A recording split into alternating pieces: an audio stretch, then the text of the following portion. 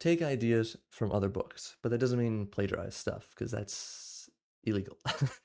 uh, let them inspire you, like the concepts, and then contort it to essentially create your own version of it. Which I know that sounds maybe kind of dumb or weird, but like that's pretty much how every world is created at this point. Where, oh, like for fantasy, Lord of the Rings, it's the classic, it's the GOAT. If you have elves or dwarves in your story, Tolkien doesn't own the concept of dwarves or elves.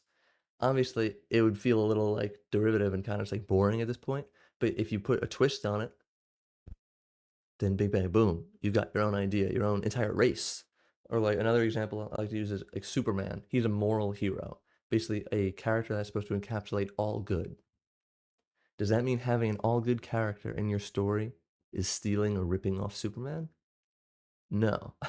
It's just having an all good character. Like I think a perfect example is actually Aragorn and how Superman and Aragorn are basically all good characters, but they're fascinating in their own right because of their flaws and also the scenarios and what's the word?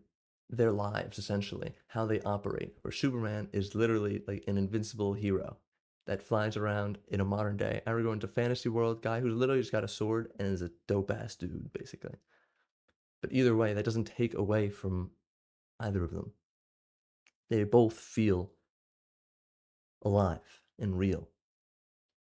Another example is Mistborn's magic system. If you really like, it's super in depth, and if you really enjoy that magic system and wanted something similar, but your own thing, try to essentially make your own metal, like from Mistborn, and extrapolate from there. Use that new metal that you created as a base and expand it and see kind of where it goes. Obviously, if it's still the same as that magic system, probably shouldn't use it unless it's for your own thing. Then you can do whatever you want.